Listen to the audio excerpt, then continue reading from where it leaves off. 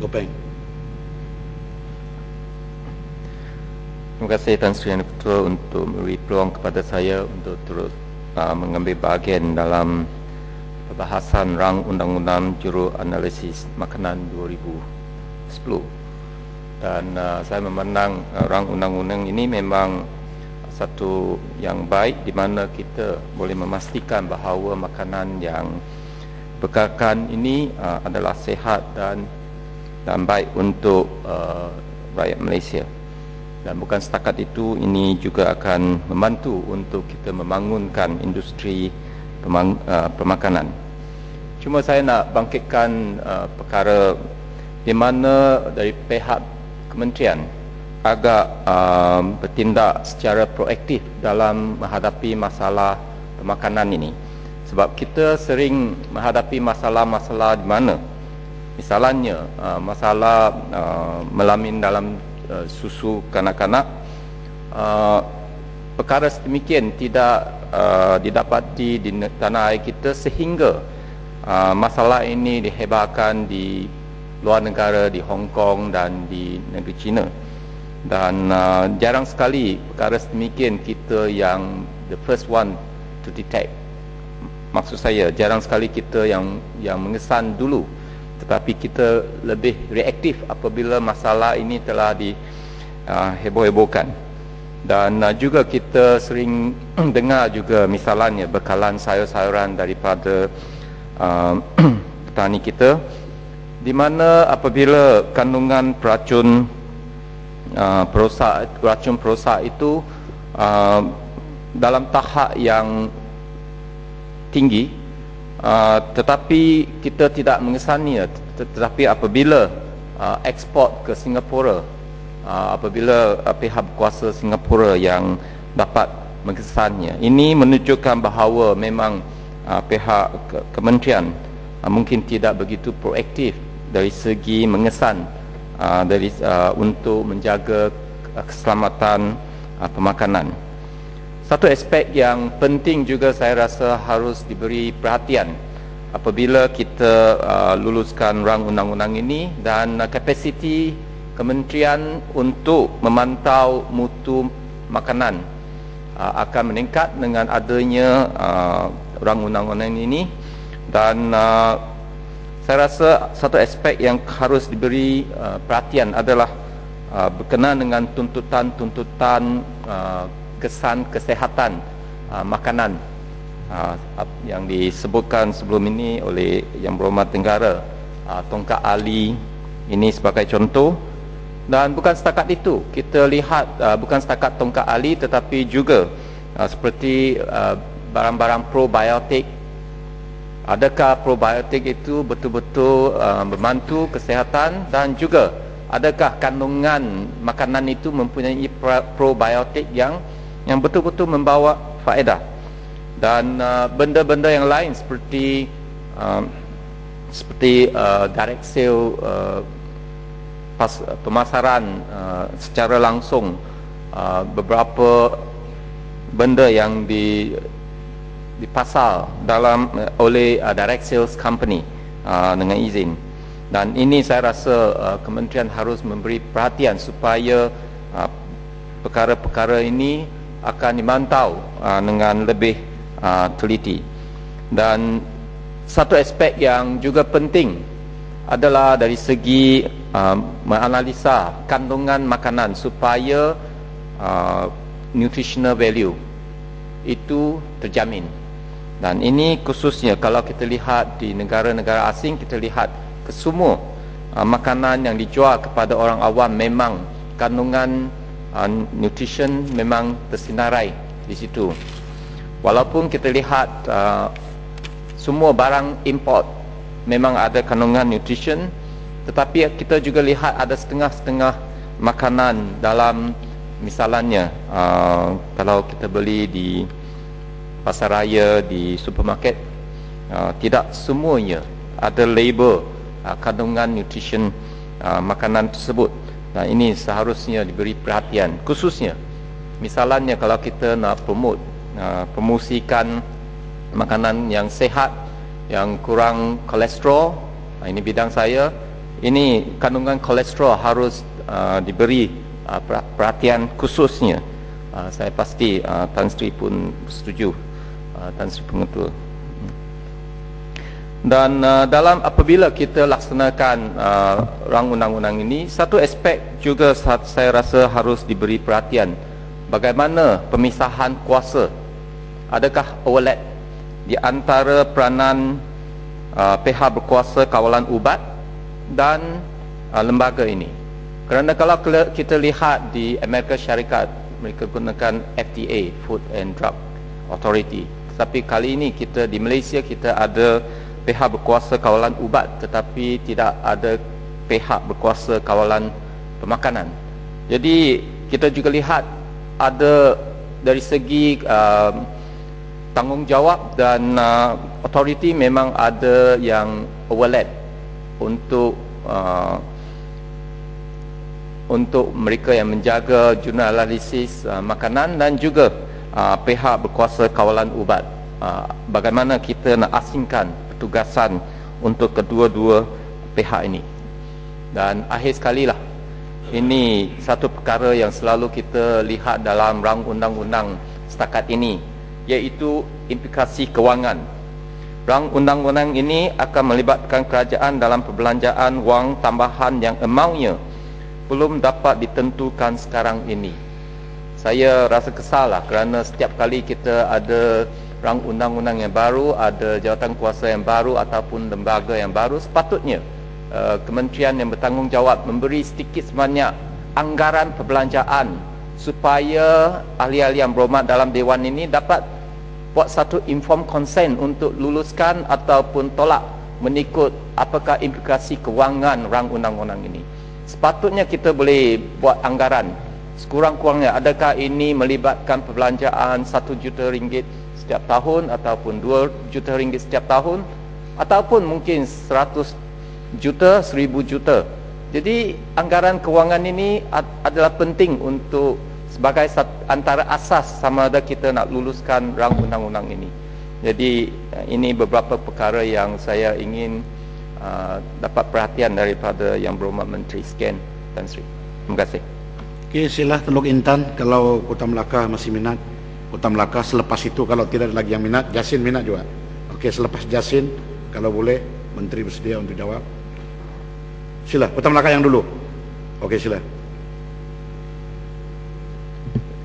Sorry, ya, terima kasih ya Tan Sri Yang Dipertua. Saya juga ingin ambil bahagian dalam pembahasan rang undang yang dibentangkan. Tan Sri Yang Dipertua, penubuhan Majlis Juru Analisis Makanan Malaysia ini, jika ia dapat diluluskan di Dewan Yang Mulia ini, saya ingin tanya Yang Berhormat Timbalan Menteri, iaitu tentang fungsi dan kuasa di antara Institut Teknologi Makanan Malaysia dan Majlis Juru Analisis Makanan Malaysia ini. Adakah overlapping dalam dia punya fungsi dan juga dia punya kuasa? Ini yang pertama saya ingin tanya. Yang kedua tentang fasa 7. Fasa 7, izinkan saya rujuk kepada fasa 7, iaitu tentang keanggotaan majlis ini. Saya difahamkan dari C, iaitu 2 orang juru analisis makanan berdaftar daripada sektor swasta yang dilantik oleh menteri, yang salah seorang daripada mereka hendaklah seorang anggota Institut Teknologi Makanan Malaysia. Dan di 2 orang juru analisis makanan berdaftar yang disyorkan oleh Institut Teknologi Makanan Malaysia daripada kalangan anggotanya dan dilantik oleh menteri. Saya merasa sedikit keraguannya, iaitu mengapa dalam C ini salah seorang hendaklah dari Institut Teknologi Makanan Malaysia, dan D itu dua orang dari kalangan anggota. Mengapa tak masukkan 3 dari Institut Teknologi Makanan Malaysia? Kerana pada pandangan saya, kita dalam keanggotaan ini kita tidak melibatkan swasta, hanya seorang saja. Kita terdapat banyak industri player yang besar, yang juga ada pertubuhan-pertubuhan berkaitan dengan makanan. Mengapa pihak swasta tidak main peranan lebih besar dalam majlis ini? Harap boleh dapat sedikit penjelasan dan jawapan atas pertanyaan ini. Dalam fasa 5 tentang fungsi dan kuasa majlis, amalan analisis makanan terkini dan juga garis panduan tata cara dan keadaan ujian analisis makanan. Saya ingin tanya Yang Berhormat Timbalan Menteri, iaitu adakah amalan terkini ini atau tata cara dan lain-lain, bagaimana nak kita sampai kepada pihak swasta, terutama industri player yang berkaitan dengan makanan? Apakah mekanisme atau cara kita untuk menyampaikan tentang amaran dan tentang lain-lain tata cara atau garis panduan yang terkini? Kerana kita sila maklum bahawa ini there always a change, selalu ada perubahan di antara garis panduan dan juga amalan. Bagaimana kita nak sampai kepada mereka supaya semasa kita ambil tindakan atau kita membuatkan supply check ini tentang amaran yang baru ini. Dalam fasa 31, minta maaf, fasa 31. Dalam fasa 31 dia ini tentang analisis makanan, iaitu tiada seorang pun boleh mengeluarkan atau perakukan secara bertulis keputusan apa-apa analisis makanan bagi maksud untuk menentukan komposisi atau spesifikasi mana-mana bahan atau produk yang dimakan atau digunakan oleh. Saya ingin tanya Yang Berhormat Timbalan Menteri, iaitu sebelum penubuhan majlis ini, siapa yang boleh keluarkan keputusan analisis ini? Pertubuhan mana atau badan mana yang atau persendirian boleh keluarkan keputusan ini? Dan adakah selepas penubuhan majlis ini dia akan jadi eksklusif, iaitu tidak ada badan yang lain yang boleh keluarkan keputusan ini selain dari majlis juru analisis makanan ini? So before that, siapa yang bertanggungjawab, siapa yang berhak untuk keluarkan keputusan ini? Dan satu perkara yang juga saya ingin tanya, iaitu tentang tafsiran, iaitu fasa 2 tentang tafsiran. Saya difahamkan dalam tafsiran ini, analisis makanan artinya pemeriksaan terperinci makanan yang termasuk dalam penilaian fizikal, mikrobiologi, kimia, biokimia, bioteknologi, toksikologi dan lain-lain. Dan saya difahamkan juga ini termasuk dengan bungkusan dan bahan-bahan bungkusan. Saya ingin tanya, jika ada semasa penguatkuasa atau semasa membuat kajian terdapat dengan bahan-bahan bungkusan atau lain-lain raw material yang diimport atau dibekar oleh import, siapa akan disalahkan? Siapa disalahkan? Adakah pihak kementerian sudah disyaratkan bahan pembungkusan yang tidak boleh dipakai setakat ini? Iaitu pada masa kini ada industri player semua dimaklumkan bahawa tidak boleh gunakan bahan-bahan pembungkusan ini. Kalau tidak, semasa penguatkuasaan mereka akan disalahkan. Ini yang sedikit sebanyak perkara yang saya ingin bangkit. Harap dapat satu keterangan atau penjelasan dari Yang Berhormat Timbalan Menteri. Terima kasih Tuan Sri Yang Di-Pertua. Sila. Terima kasih Tuan Di-Pertua. Nanti lo yang lepas tu baru Jasin, lo Intan. Sila. Terima kasih Tuan Sri Yang Di-Pertua. Saya ingin cuma membaki beberapa isu yang saya ingin sebut, iaitu saya nampak ada bahagian untuk tindakan tata tertib pada juru analisis makanan.